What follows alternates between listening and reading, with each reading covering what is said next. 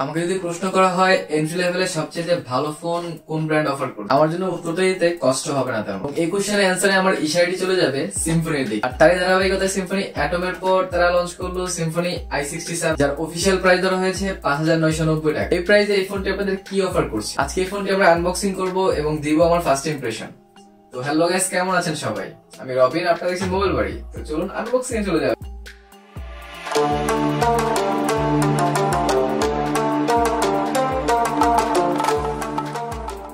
Unboxing করার আগে চলুন এটি স্পেসিফিকেশন একটু কথা বলা যাক। স্পেসিফিকেশন যদি আপনারা একটু খেয়াল করেন তাহলে এখানে দেখবেন অ্যান্ড্রয়েড 10.0 দেওয়া আছে, তার সাথে 5.7 inch HD plus IPS display পাচ্ছেন, এখানে 1.6 GHz এর অক্টা কোর প্রসেসর পাচ্ছেন। ওয়েট, অ্যাটোমেনা কোয়াড কোর ছিল।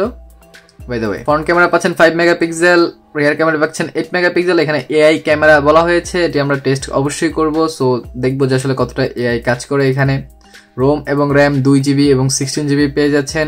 আর এখানে 3000 এমপিআর ব্যাটারির কথা বলা হয়েছে, fingerprint, face unlock, dual 4G পাচ্ছেন। সো একটি ভালো প্যাকেজ বলা চলে এই প্রাইজের মধ্যে। সো দেরি না করে চলুন আগে আমরা এটিকে একটু আনবক্স করে ফেলি।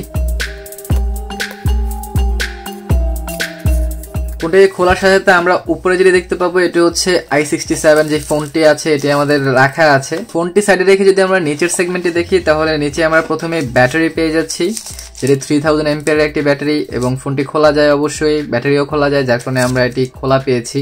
আদারওয়াইজ এটি তো ইনবিল্ট করাই থাকে অন্যান্য ফোনে। ব্যাটারি সাইডে রাখার পর আমরা যেটি প্রথমে পাচ্ছি সেটি হচ্ছে চার্জার। চার্জারটি যদি দেখেন তাহলে অবশ্যই এটি একটি স্লো চার্জার, আর স্লো চার্জার দিয়ে চার্জ দিতে অবশ্যই আপনাদের অনেকটা টাইম চলে যাবে ফোনের রিচার্জের পিছনে। এরপরে আমরা পাচ্ছি একটি মাইক্রো ইউএসবি কেবল, যেটি দিয়ে আপনারা অবশ্যই ফোনটি চার্জ দিতে পারবেন। আর তার সাথে পাচ্ছেন একটি মোটামুটি কোয়ালিটির ইয়ারফোন, আর তার সাথে বক্সে আছে আর একটি ওয়ারেন্টি কার্ড।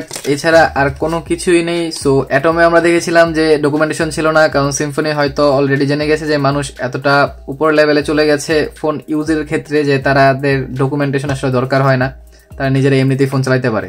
সো ঠিক আছে, সমস্যা নেই। এবার যাক আমাদের আসল জিনিসে, এটা হচ্ছে আমাদের i67। প্রথম ঝলকে ফোনটি আমার কাছে ভালোই লাগছে। আগে চলুন দেখে নেই যে আমরা বক্স থেকে কি কি পেলাম। তো এক নজরে আপনারা দেখে নিতে পারেন যে বক্সটিতে কি কি আমরা পেয়েছি। সবকিছু সাইডে রেখে এখন আমরা চলুন i67 নিয়ে কথা বলি, এবং এটি নিয়ে কথা বলার আগে এবং এটি ওপেন করার আগে এটিতে অবশ্যই ব্যাটারি ভরতে হবে। সো আগে আমরা ব্যাটারিটি ভরে নিই।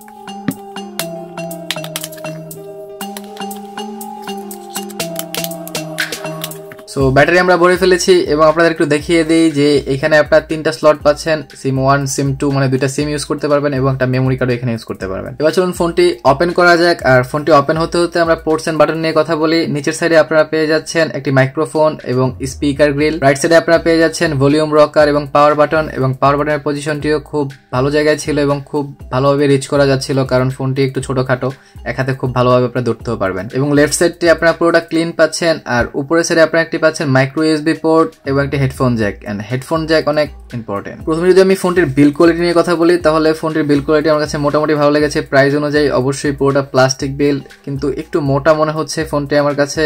যদিও এই প্রাইসে আসলে ওইভাবে কমপ্লেন করার মতো কিছু নেই, কিন্তু তার একটু স্লিম হলে আমার কাছে আর একটু ভালো লাগতো ফোনটি। আর এটির ডিসপ্লেটি আমার কাছে মোটামুটি ভালো লাগছে। এটি একটি এইচডি প্লাস ডিসপ্লে, আইপিএস, এবং এটির ব্রাইটনেস আমার কাছে খুবই, মানে এর আগে আমি সিম্ফনি অ্যাটম যেই ফোনটি আছে সেটি আনবক্স করেছিলাম, এবং সেটিতেও আমি এত ভালো ব্রাইটনেস আই থিঙ্ক পাইনি ইনডোরে। এটির ব্রাইটনেসও খুব ভালো ছিল। আর এটির ইউআই নিয়ে যদি কথা বলি, এটির ইউআই সেমই আছে লাস্ট যে কয়েকটা ফোন সিম্ফনি লঞ্চ করেছে, এবং সবগুলোতে একরকম ইউআই তারা ব্যবহার করছে। অনেকটা স্টক অ্যান্ড্রয়েডের মধ্যে দেখা যায়, অলমোস্ট আপনার স্টক অ্যান্ড্রয়েড একটা ফিল দিবে, এবং কোনো এক্সট্রা এমন অ্যাপস ধরা নেই, দুই একটা গেমস ছাড়া, এবং এই গেমসগুলো আপনারা ইজিলি আনস্টল করতে পারবেন। সো সেদিক দিয়ে কোনো প্যারা নেই, এবং ক্লিন ইউআই এর জন্য আপনাদের ফোনটি ইউজ করতেও একটু ফাস্ট মনে হবে, কারণ এটির প্রসেসর অবশ্যই এই প্রাইসে এত ভালো প্রসেসর দেওয়া থাকে না। সো ইউআই যদি বেশি বাল্কি হয়ে যায় তাহলে ফোনটি আপনাকে ভালো আউটপুট দিতে পারবে না। তো সেই ক্ষেত্রে ফোনটি অবশ্যই লাইট ওয়েট করা দরকার, এবং তারা এই কাজটি করেছে। আর ফোনটি রান করছে অ্যান্ড্রয়েড 10.0 গো এডিশনে। আর গো এডিশন বলে এখানে আপনারা গো এডিশনের বেশ কিছু অ্যাপস দেখতে পাচ্ছেন। গো এডিশনের একটা ফায়দা হচ্ছে এখানে যে অ্যাপসগুলো ইউজ করা যায় সেগুলো অনেক লাইট ওয়েট হয়, যার কারণে প্রসেসরে এতটা চাপ পড়ে না। এবার চলুন একটু অ্যাবাউট সেকশন থেকে ঘুরে আসা যাক। অ্যাবাউট সেকশনে কি কি আছে আমরা দেখে নেই। এখানে অক্টা কোর প্রসেসরের কথা বলা আছে, 1.6 GHz, এখানে 2GB র্যাম, 16GB রোমের কথা বলা হয়েছে, যেখানে আপনারা 5.23GB অলরেডি ইউজ থাকবে, মানে আপনার যে অ্যাপসগুলো আছে এগুলো আপনার এই জায়গাটা অলরেডি খেয়ে নেবে। এখানে আপনারা অ্যান্ড্রয়েড 10.0 ভার্সন পাচ্ছেন, সেটি অবশ্যই ভালো দিক। আপডেট আসবে কিনা জানি না, আপডেট না আসারই কথা। এই প্রাইজের ফোনগুলোতে আসলে আপডেট আসে না যদি মেজর কোনো প্রবলেম না হয়ে যায় ইউআইতে। ডিসপ্লেটি এখানে আমি নচ হলে আরেকটু খুশি হতাম, কারণ অবশ্যই নচ ডিসপ্লে আমার কাছে খুব পছন্দ, কিন্তু এই ডিসপ্লেতে ভিডিও ওয়াচিং এর ক্ষেত্রে কেমন আসবে সেটি আমরা দেখতে পারি অবশ্যই। চলো একটা ভিডিও দেখে নেওয়া যায়। ওয়াও, আপনারা দেখতে পাচ্ছেন হয়তো আসলে এই প্রাইসে যে ডিসপ্লেটি আপনারা পাচ্ছেন, আমার কাছে ডিসপ্লেটি আসলেই অনেক পছন্দ হয়েছে। আপনাদের কাছে কেমন লেগেছে আপনারা কমেন্ট সেকশনে জানাতে পারেন। ডিসপ্লেটি ফার্স্ট ইমপ্রেশন আমার কাছে খুবই ভালো লাগছে এবং এটি ইনডোর ভিজিবিলিটিও খুবই ভালো। এবং আপনারা এখানে যেই ভিডিওটি দেখতে পাচ্ছেন এবং ভিডিওটিও কোনো সাইড থেকে নেগেটিভ আসছে না, কারণ এটি অবশ্যই এইচডি প্লাস ডিসপ্লে, নেগেটিভ আসারও কথা না।